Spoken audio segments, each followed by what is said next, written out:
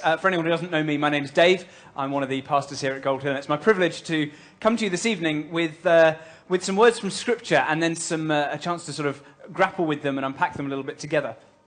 So I remember a few years ago now, it was in the summer of 2013. It was between my first and second year here. And it was during the summer months when sometimes it gets a bit quieter here during the office. So I'd come downstairs and I was working in this area. I was doing a little bit of preparation for a sermon I was going to be preaching. And I didn't know that Malcolm had just come out of a meeting. He'd just come out of a meeting that he'd been tied up with for a very long time. And he just, as he sometimes will do, often will do, he was wandering around checking on how people were doing and what they were up to and things. And I didn't realize this was what was happening. The first thing I knew was that behind me there was a presence. There was someone behind me. I wasn't quite sure who it was. I wasn't quite sure what was going on. But I was just sort of trying to focus on my sermon prep. I was thinking about things. I was praying about things. I was doing some study and some reading and some writing. And then I felt enclosing around my head two hands. Malcolm, for those of you who doesn't know, quite likes to give a head massage every so often. Never with any warning. He likes to come and for anyone who's not had the pleasure, they're relatively firm. And so a head massage was happening. This is just to set the scene for you. Then he said, Dave, what are you working on? I'm not going to do the accent. He's right here. Dave, what are you working on? And I said, doing some sermon prep, Malcolm. And he said, what for? And I said, a couple of weeks' time. And I explained what the passage was. And we were talking about it. And then he said, what have you got there in front of you? And I said, humble brag here, that's my Greek New Testament, Malcolm. And he went, ooh. And he picked up my Greek New Testament. And without any real pauses, he said to me, do you know what my favourite passage in the New Testament is in Greek? Okay, I'll tell you. It's John chapter 1, verses 1 to 18. I'll read it to you. And opened up my Greek New Testament and started reading to me the first 18 verses of John's Gospel. And at the end of it, he said, do you want to know what my favourite, all of it in Greek to me. Then he said to me, do you want to know what my favourite part of that is? And I said, go on then. And then he explained, and it was the verse that I'm preaching on tonight. And this is the teaser. This is why I've introduced this at the beginning of the sermon. Later on, I'm going to tell you why this verse and this particular word is Malcolm's favourite, I hope I do it some justice, in the Greek in the New Testament, but we'll come to that in a little bit. That's just a little insight into our working patterns here every so often for you. So we are spending the next few weeks in the evenings looking at John's Gospel and the first 18 verses. And they're the prologue of John's Gospel. They're his setting up all the big ideas and themes that he's going to explore and unpack in the rest of the book. They are amazing words. They are, as it happens, also my favourite words in the New Testament, in English or Greek. And we're going to pick out a few phrases over the next few weeks, including our carol services, including our midnight communion service. We're going to be dwelling on these, letting them bed themselves into our hearts. So I'd like to read to you these words. If you don't have a Bible and you would like one, then guys at the back poised, ready to give you one, or you can look on your phone or a tablet or something you've got. John chapter 1 and the first 18 verses is what I want to read to you. We're going to be focusing in on verse 5, but I want to read the lot. John wrote this, in the beginning was the Word, and the Word was with God, and the Word was God. He was in the beginning with God. All things came into being through him, and without him, not one thing came into being. What has come into being in him was life, and the life was the light of all people. This is the verse we're looking at. The light shines in the darkness, and the darkness has not overcome it. There was a man sent from God whose name was John. He came as a witness to testify to the light, so that all might believe through him. He himself was not the light, but he came to testify to the light. The true light, which enlightens everyone, was coming into the world. He was in the world, and the world came into being through him, yet the world did not know him. He came to what was his own, and his own people did not accept him. But to all who received him, who believed in his name, he gave power to become children of God, who were born not of blood or of the will of the flesh or of the will of a man, but of God. And the Word became flesh and lived among us. And we have seen his glory, the glory as of a Father's only Son, full of grace and truth. John testified to him and cried out, this was he of whom I said, he who comes after me ranks ahead of me because he was before me. From his fullness we have all received grace upon grace. The law indeed was given through Moses. Grace and truth came through Jesus Christ. No one has ever seen God. It is God, the only Son, who is close to the Father's heart, who has made him known. What amazing words, full of truth, full of meaning. If I had to spend the rest of my life and I was only ever allowed to preach on one passage in any sermon I was doing, this would be the one. There is so much packed into it. And tonight, we're just going to explore really one phrase. The light shines in the darkness, and the darkness has not understood it. A few weeks ago, we had a light party. On the night of Halloween, we had a light party to celebrate what is good and bright and light in the world, to celebrate God, celebrate Jesus, the light of the world. And at it, I asked all the children who were there, who is or ever has been afraid of the dark? And a whole load of hands shot up. A lot of us have been afraid of the dark, or afraid in the dark at some point. And then I said, hands up, who is or ever has been afraid of the light? All the hands went down. We have this thing built into us, don't we, that light is safe and warm and friendly, and darkness can lead to fear. It's part of human nature. It's just part of who we are, that light is seen as good and darkness is seen as bad. Tonight, I think we're going to see some of the reasons for that. This time of year, as we celebrate Christmas, as we decorate our homes, we've got some here. We'll fill our homes, we'll fill the outsides of our houses with lights. Marriage preparation has prepared Natalie and I for many things. One of the things it did not prepare me for was how much she loves candles. I've had to institute a rule on our on our mantelpiece. The rule is this: if I can't blow them out in one breath, there's too many. That's the rule. So far, we're keeping within the bounds of that. But it's a good thing to do, isn't it? To fill our homes with light as we celebrate the light of the world coming in. But what does it mean that the light shines in the darkness, and that darkness cannot overcome it? The darkness has not overcome it. What does that mean? Light is this powerful image, and it's an image that we see tracked throughout Scripture. This distinction between light and darkness, we see it all through as a thread that runs through the Bible. The words I just read begin with "in the beginning," deliberately echoing the very beginning of the Bible. Where in Genesis chapter 1, we read this: "In the beginning, when God created the heavens and the earth was formless and void, and darkness covered the face of the deep, while a wind from God, or the Spirit of God, swept over the faces of the waters. Then God said, 'Let there be light.' And there was light. And God saw that the light was good, and God separated the light from the darkness. God called the light day, and the darkness he called night. And there was evening, there was morning, the first day," the very beginning of creation. God taking that which was dark and formless and giving it order and beauty and light. In Jewish thought, one of the key things about creation is exactly that God took what was chaotic, what was not good, what was not right, what was not in harmony, and brought it into harmony, made it good, made it right, brought darkness into light. It's interesting, isn't it, that it's only a few days later that the sun and the moon are made. Light doesn't come from the sun. Light comes from God. The sun is a conduit of the light that God gives to our world. The sun doesn't create the light. The sun reflects the light. The sun gives us the light that God has given it, in the same way that these speakers up here, these speakers don't contain a voice. These speakers don't have a voice. They're not saying anything. They can only say something that is given to them. The sun does not create the light. The sun comes on day 4 in the story of Genesis chapter 1. Light comes from God. Throughout the New Testament, we read of Jesus, we read of the Son who, and in Hebrews, we read, he sustains the world by his powerful word. In these verses, as we read these verses, all things came into being through him.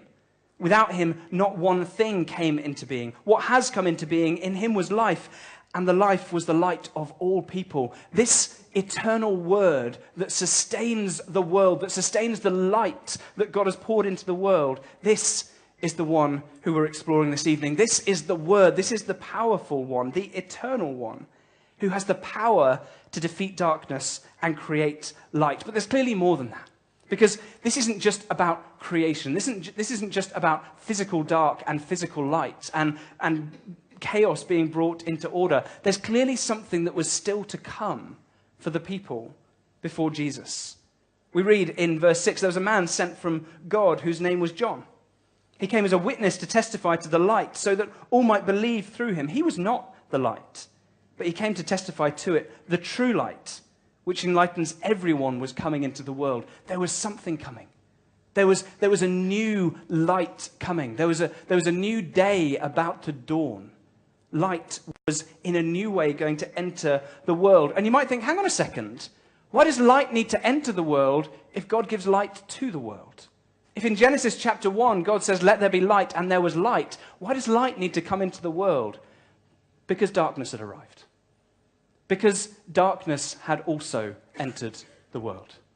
The light had been stripped back. The light had been pressed against. The light had been caved in to a certain degree, and there was darkness in the world. It's why in those words that we're going to read in a few weeks' time at our carol service in Isaiah chapter 9 that talk about, for to us a child is born, to us a son is given, and his name is Wonderful Counselor, Everlasting Father, Mighty God. How does that passage begin? The people who were walking in darkness have seen a great light. The Messiah, the Son of God, the one who was going to come, is described in the scriptures as a light entering the world. A light that has been promised. Because darkness had entered. Because sin had entered the world. Because brokenness had entered the world. People in their rebellion against God, in their rejection of God, darkness had entered the world. And that darkness looked like so many things. That darkness looked like broken relationship with God that flowed into broken relationships with one another. People waging war against one another. People having broken relationships with their family members. It looked like fear. It looked like pain. It looked like evil things being done and justice not being carried out. It looked like suffering. It looked like sadness and grief. It looked like death. That's the darkness that was in the world, and God wanted to bring light where there was darkness again. There was a spiritual darkness in people, no longer able to find their way back to God, no longer able to sustain a whole relationship with him. And God wanted to do something about that. Where there was darkness, God wanted to bring light. That is why Jesus came, and that is why these words, the light shines in the darkness, and the darkness did not overcome it, are so important and so powerful. But what does that mean? What does it mean for us to live in the light of that? What does it mean? Is it just some abstract idea that light has shone in some kind of spiritual darkness and the dark situations in the world? Or does it really mean something in concrete terms? Because these words, the true light which enlightens everyone, was coming into the world, looked forward to Jesus. They announced the arrival of Jesus. What does it mean for us looking back? What does it mean for us who can see the Jesus who was born and lived and died and rose again? What does it mean for us that this light that was entering the darkness was not overcome? There's a simple reality that light will always defeat darkness, isn't there? In this room, some of you might think you're enjoying the atmosphere. Some of you might think it'd be nice if it was a bit brighter. Some of you might think it'd be nice if it was a bit darker. But you might say, can we turn the lights up? But there would be no sense in saying the sentence, can we turn the darkness up? Darkness isn't a thing. Darkness isn't the presence of something. If you wanted it to be darker, you'd have to turn the lights down, wouldn't you? If there is darkness and you introduce light to it, the light doesn't suddenly become dark. If there's darkness and you introduce light to it, the darkness flees. The darkness is gone. Something powerful is being said about Jesus, about this light entering the world and the darkness not being able to defeat it, not being able to overcome it. So we come to this word, Malcolm's favorite word. The light shines in the darkness, and the darkness did not overcome it. It's one of these words in Greek that is impossible to translate efficiently and effectively in one word into English. We don't have the same word. We have to use a number of words. It's the word katalambano. The words just, kata means sort of against, and lambano means to take or to receive. So to receive against, to take from, to maybe seize. So the darkness has not seized the light. The darkness has not taken anything that belonged to the light. The light that God has, the light that goodness has not been taken away by the darkness of the world. Yes, that's maybe part of it. But there's also this sense, as it's translated here, of the darkness has not been overcome. The light has not been overcome by the darkness. And boy, did the darkness try in the life of Jesus. The darkness threw everything it had at Jesus. The evil one sent himself. The evil one came himself to tempt Jesus, and Jesus was not overcome. Death came to Jesus, and Jesus was not overcome. Everything, all of the darkness that we see in the world. Helen was praying it earlier, that Jesus, as he entered the world, he understands our lot. He's experienced the things we've experienced, the good and the bad, the light and the dark. And the dark did not thwart his purposes. The dark did not overcome what Jesus came to do. So that's part of it. The darkness did not seize anything from the light. The darkness did not overcome the light. But another way of translating this, part of the range of what this word can mean, is that the darkness did not understand the light. The darkness couldn't comprehend the light. There was Jesus, as he came as the light of the world, embodied a different way of being, embodied a different way of achieving victory. It wasn't the ways of darkness. It wasn't hate, and it wasn't lies, and it wasn't hurt and pain and oppression. He embodied a different way, and the darkness didn't understand that. Martin Luther King, when in the 60s he was engaged in the civil rights movement in the United States, he wrote this, he said this: "Returning violence for violence multiplies violence, adding deeper darkness to a night already devoid of stars. Darkness cannot drive out darkness. Only light can do that. Amen. Hate cannot drive out hate. Only love can do that." Amen. And there is a truth that Jesus came and he didn't embody hate to defeat those who hated him. He didn't embody violence to defeat those who would be violent against him. He embodied love, and he embodied light, and he embodied hope. And these were concepts that the dark forces, be it his physical enemies, his human enemies, the enemy, whatever it is, they didn't understand those concepts. The darkness couldn't comprehend what the light was doing, and so the light won. Catalambano couldn't seize anything from the light, couldn't overcome the light, couldn't understand the light, ultimately couldn't defeat the light. This greatest victory was by allowing himself to look defeated, by allowing himself to be killed, by allowing himself to go to the cross. And even that couldn't defeat him. As he rose again, as he showed that death gave way to life, he showed that darkness was giving way to light. What does it mean for us to stand in that reality? It means that if all of those things were true of Jesus, then as he invites us to follow him as children of the light, then they are true of us as well. Jesus says in John chapter 8, "I am the light of the world. Those who follow me will no longer live in darkness, but in the light." This is an invitation for us to be people who live in a light that can never be overcome, understood, defeated, seized by darkness. So where do we see darkness? Where do we see darkness in our own lives, in the world around us? Where do we see it? Because I'm not going to stand here and pretend it doesn't exist. Of course it does. We still live in this world that Jesus came to save. We still live in this world where Jesus was bringing light, but the darkness is not gone yet. We know that the darkness will not win. We know that the darkness is not winning, but we also know there is darkness there. Where do we see this darkness, and what does it mean for us to take this promise of Scripture, to take this truth that darkness will never overcome the light, and to stand in it and to stand on it? Maybe we see darkness in the evil that is being done in the world.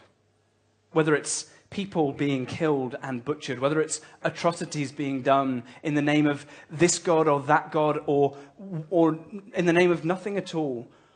The awful things that we see. Maybe it's in the scandals and the abuse that have been so prominent in our headlines recently. We see evil in our world. If we don't see evil, it's just because we're covering our eyes and pretending it doesn't exist.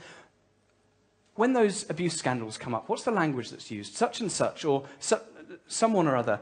Something has come to light. Something has come to light. Something has been exposed. This is what the Bible has to say about things coming to light. In John chapter 3, verses 19 to 21. And this is the judgment. That the light has come into the world, and people love darkness rather than light because their deeds were evil. For all who do evil hate the light and do not come to the light, so that their deeds may not be exposed. But those who do what is true come to the light, so that it may be clearly seen that their deeds have been done in God, there's a truth here that evil will be judged, that evil will be brought into the light. Evil will be exposed, whether in our lifetime or on the day of judgment. We can stand assured that the darkness we see, the evil we see, will not overcome. It will not stand, and it will not last forever. The evil one himself will be judged. There's also that offer of life, isn't there? In those words I just read. But those who do what is true come to the light so that it may be clearly seen their deeds have been done in God. There's this invitation. There's this choice. Do I want to stand in the light with God's help and by his grace? And when we see evil things being done, when we see evil women and men doing things, we know that it will be judged and it will come to an end. And we can draw comfort from that, knowing that the way we see things today will not be how it is into eternity. Maybe we see darkness in the world when we see our sisters and our brothers being persecuted, when we ourselves may be persecuted, whether that is a Christian teacher or a Christian baker or a Christian bed and breakfast owner being treated differently than others and not being allowed the same right to express and state and act upon what they believe to be true and right. Or whether that is people in other parts of the world who meet and huddle together in fear of their life because they love Jesus. That is darkness.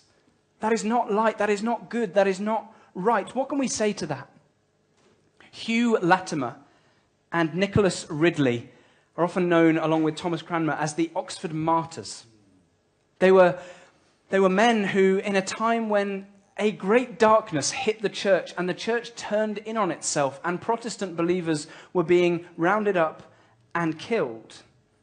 On the streets of Oxford, they were gathered and they were burned at the stake. And as the flames started to rise up, this is what Latimer said to Ridley: "Be of good comfort, Mr. Ridley, and play the man.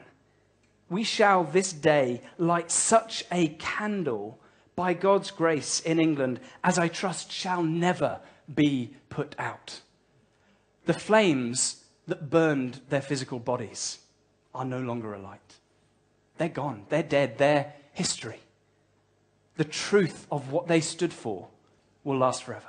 Hallelujah. They will stand forever, because the flames may have taken their earthly life, but they stand now in glory. And when we see our sisters and our brothers and our friends being mistreated and persecuted for what we believe, we can stand on this. What we believe will outlast those who are attacking us.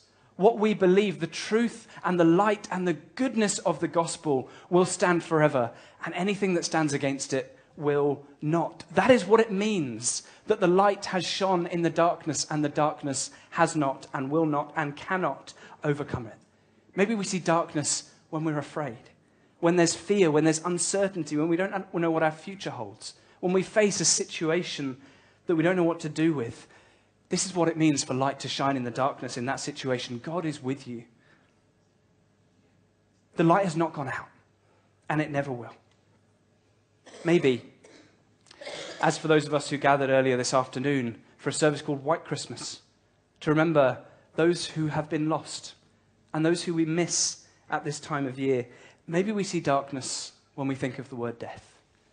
Maybe we see darkness in our grieving, in our pain. It can feel a great darkness, can't it? A great emptiness. What does it mean for light to shine in the darkness and not be overcome? It means that death has not won. It means that Jesus is risen. When I was at university, I had a friend called Joe. And Joe had bowel cancer. And there was one morning when we knew that things were coming close to an end. And he was told that he was going to have to start taking food and sustenance intravenously. He wasn't going to be able to eat anymore. And he said he wanted his last meal to be communion. And he asked a few of us to come and share that with him. And so we did. And when I got home from the hospital, I went to a class. I was studying theology. And I got to the class and I was given my essay title for the week.